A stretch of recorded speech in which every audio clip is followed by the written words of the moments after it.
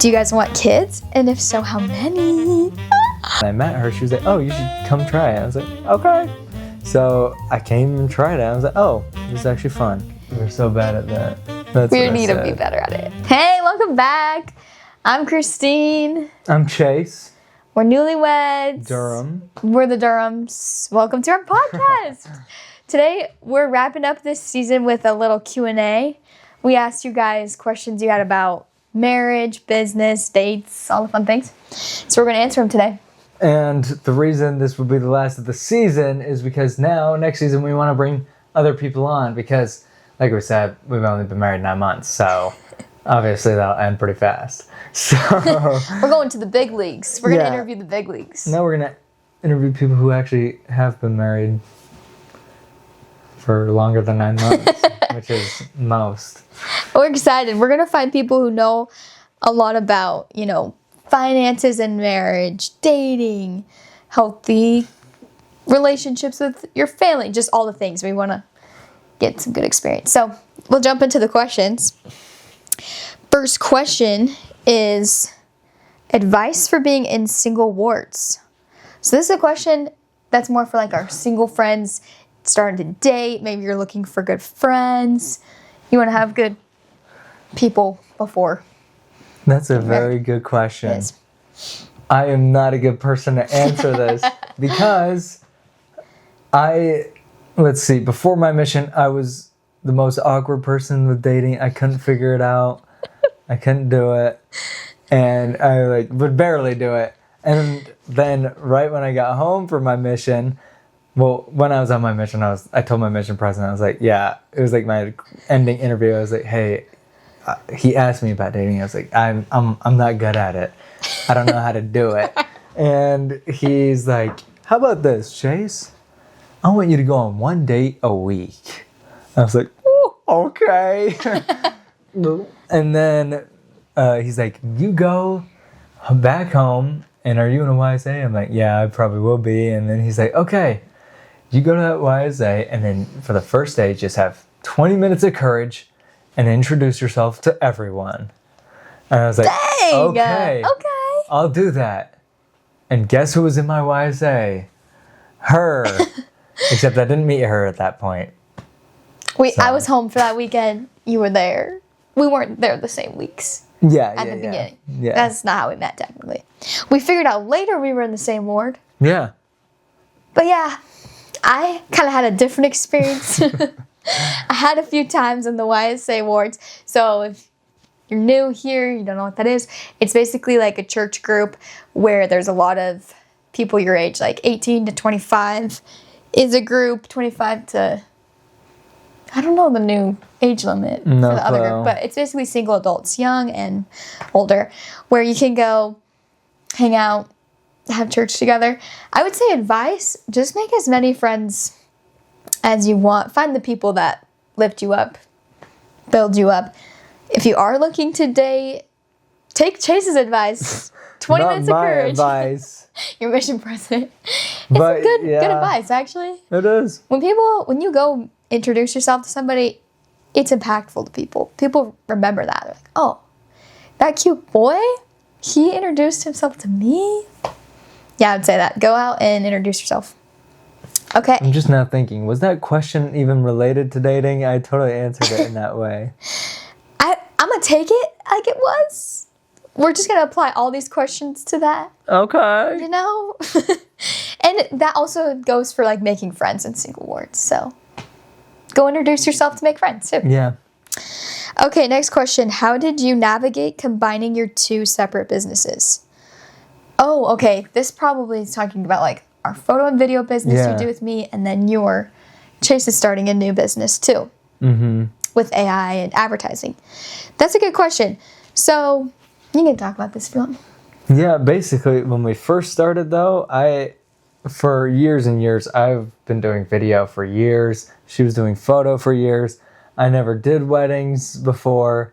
And so when I met her, she was like, oh, you should come try it. I was like, okay. So I came and tried it. I was like, oh, this is actually fun. So I just kind of focused more. Instead of like merging it, it was just kind of like I got added to your team. And then I kind of product video and photo on the side. I still do a lot of product videography, a lot of all that stuff, but mainly it was just kind of easy. We just kind of meshed it. We just kind of added it on. Yeah. Now we've created a schedule where like we work our hours during the day. Part of those hours are working on my photo business together, photo and video, and then part of those hours are Chase working on his other business product AI stuff. So we still work on like our own things, which is kind of nice, but it's so fun to run a business together, to have that project to do together. I would say if you can, do like a hobby or run a business or something together if you're dating or married. It's so fun. You get your ideas going, you get to know each other really well, problem solve. It's really cool. We met these two people who their hobby is like they love to rock climb together. And it's so cool to see. Like, yeah, I think just having a hobby together to do it with each other is so fun. It's so fun. I love them. Okay, next question. How do you separate work and life as a married couple running a business together? This is a really good follow-up question. I think we really had to navigate this the first little bit because you were doing online school and I was working full-time, so we were home together all the time. Yeah. We're with each other 24/7. We literally never separate. We never do unless like you have a dentist appointment or something like that. So we're like with each other all the time. So trying to navigate like, yeah, we're together all the time, but like how often are we together? Like going on dates, doing fun things.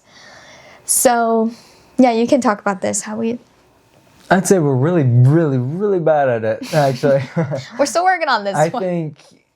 I think we realize we're bad at it, and so now we're going to improve. Well, we're going to try to improve. Because most of the time it is like, because we both love what we do. Like, we love video stuff, we love photo stuff, and so it's like most of the time, like, yeah, let's just do that together. Like, let's just sit, edit our stuff. And it's fun. It's really fun, but yeah, I think a lot of our time spent together is just work. And so that's a great question. How do we Still working on that. do work-life balance? We don't really. And I think we're getting it's better. not good. We are getting better. More and more we're like, okay, now let's do a 9 to 5. Yes. Like we start working at 9 and we stop at 5. Yes. And then we there go have do been something fun. Many times where we have a hard time stopping at 5. Yeah, that's true. Because it is hard right now because we are in the busy season. We're trying to get galleries and videos out fast. But every week we'd plan like a date night and then go to the temple together every week. Yeah. That's been nice to like get out of the house, go do something fun. And like yesterday, what did we do? Oh, we like stopped work at 5 and we watched a movie together. It was so fun. Yeah. So I think plan your week together because it can be so easy to just kind of mesh it all together. And count that time together doing work as time together, but it's not really like together.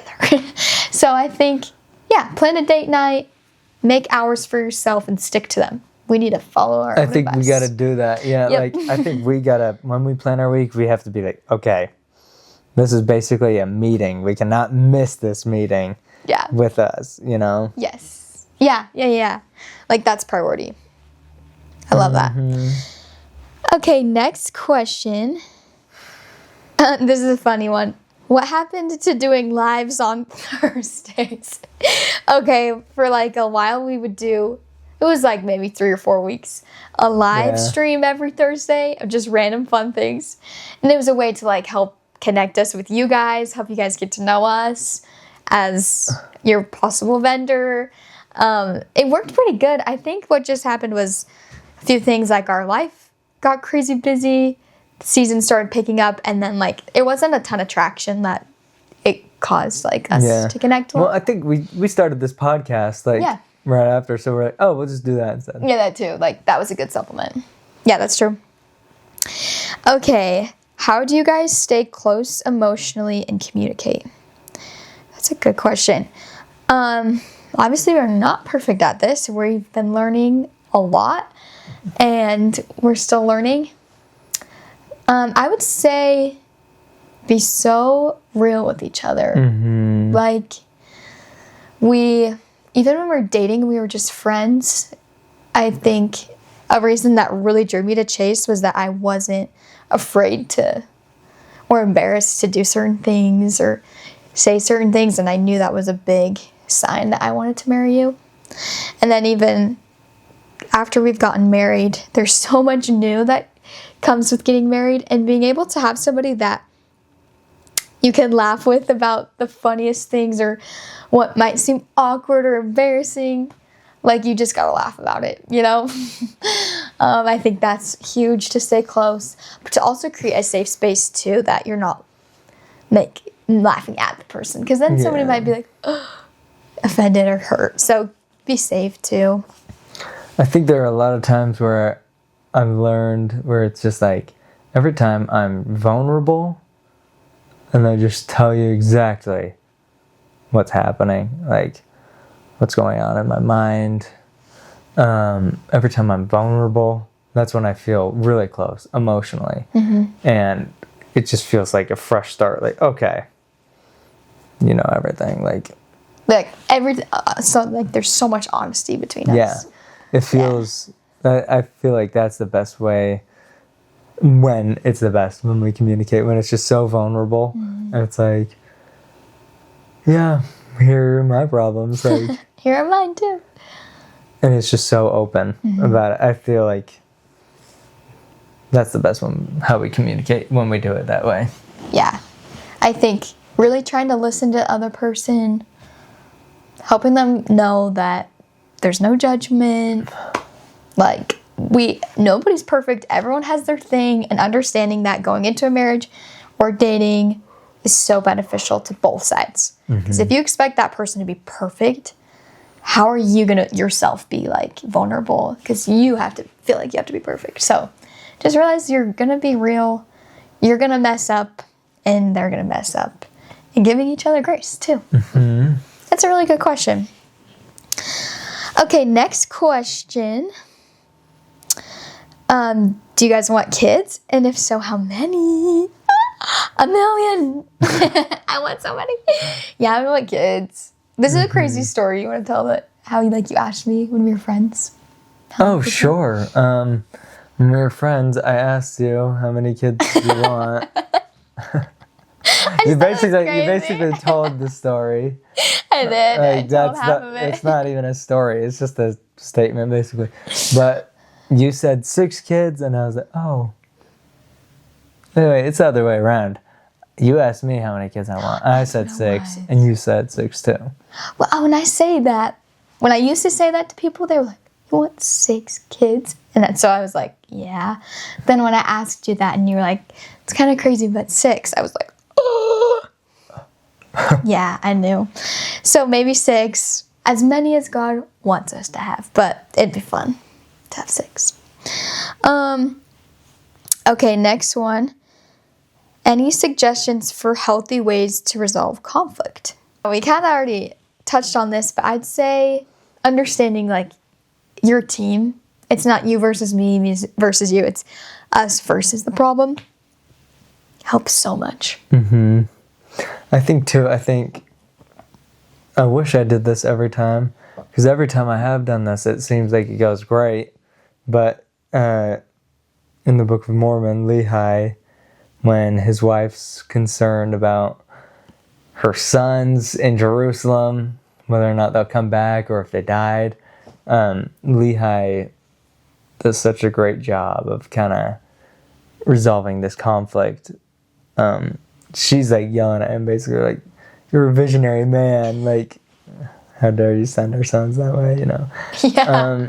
And he's basically, he like meets her where she's at, like, yes, I am a visionary man, and I bet it's hard for other people to understand these things, but then he comforts her, and then he's like, but here's my side, and here's why they'll be okay.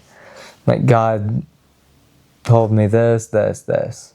And so he meets them where they're at, and then he shares his side, and then comforts. And every time I've done that, it's been great. I wish I've probably done it like 5 times. That's the thing. I wish I've done it every time. You're so good at it, Chase. You don't give yourself enough credit.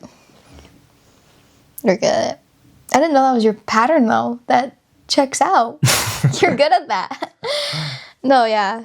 I think that's especially good for us girls sometimes to know and feel. Because I don't know about you, but I feel like sometimes it's easy to be like, wait, I love your ideas, but please don't try to fix it. I want that eventually, you know, sometimes, and vice versa. Sometimes I'm like, oh, here's what you need to do. And you're like, wait, but I don't need it fixed right now. We just want to feel heard first. Mm-hmm. So, yeah, I love that. Validate, go with them, and then help them come up with a plan together. I love that, Jazz. Okay. Last question. Oh, two more questions. Did you guys date in high school, and do you recommend? I know we look like we're 14. We actually didn't date in high school.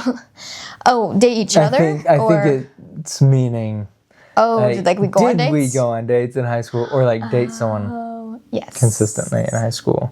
Okay. We didn't date each other. We didn't meet in high school. Yeah, we both went on dates. I had a boyfriend after high school, but I didn't have one in high school. Yeah. Same. I think it's good, like, as much experience as you can get, you know? It's true. Yeah, I think you learn a lot. Something my parents always told me and encouraged me to do is just go on, like, lots of dates with different people, learn how to be, or learn what you like, what you don't like. I'm grateful they told me that, because then it works different for everybody, but I liked having more freedom to go out, do things with my friends, rather than being, like, tied up with a boyfriend for all of high school. But some people do meet in high school, they're high school sweethearts, and it's fun. But I guess my personality is more like, I want to go do all the fun, crazy social things. So that just was drawn more to being friends with a lot of people. Yeah. So, and that was kind of you too. Okay, last question. How do you balance school and work together, especially while still making time for dates/us time? Yeah, this is all, like we were saying, this is what we're learning. And I feel like this phase of life, this generation, this age, what's it called? Demographic? Cohort? There's a word for it. There's a fancy word for it's like your age group. Generation? Yeah, that one. But I feel like it's cohort. I don't know. No, if you know, I've never let me know. even heard that word. Anyway, we're all just extremely busy. Like work, school, dating, marriage. Maybe you're having a baby. It's just busy. And you feel like you're never going to get a break. Never have time for this, that, the other. I would say this is something, like we said, we're learning lots, trying to be better at. As I'm saying this, I'm like, I need to do better at this. But what's most important in life is like your relationships, your progression, establishing what you want to do with your family, for your family. So yeah, definitely take time. We do it on Sundays. We sit down, or maybe we're driving somewhere to dinner or something. We just do it on a Sunday where we talk about our week, and it could take 5 minutes, take 10 minutes. We just plan the essential things, going to the temple together every week, doing a date night every week. We plan who's in charge of the date of the week. And then we just need to do a better job of sticking to the plan. Because sometimes we'll do that, we'll plan it, and then we'll be like, we can go to the temple tomorrow, or let's do the date night next week. But I really want to be better at like, okay, we planned it, we're doing it, blocking that off. Because it's so true, especially this first few months, years together, where we don't have kids. Like, it's so essential that we just keep getting to know each other, spending time with each other, and having fun together. Just putting all the stresses away and just play. Yeah. I don't even know what I said. That's okay. I think we're so bad at that. That's we need to be better at it. We are recovering workaholics. We're figuring it out, though. This is good. This is good for us. Yeah. And I think you probably can relate to this. Like, you're also figuring it out, and it's okay not to have it all figured out. So we're gonna figure it out all together. And yeah, we're excited for this next season that we get to hear from so many people who've lived a lot more things and can share their wisdom with us. I'm excited to learn what they know and start applying it. And let us know if there are specific topics you want us to cover and to deep dive. But yeah, that's it for this episode. We are excited to see you guys in season 2. What? See you guys then. Bye.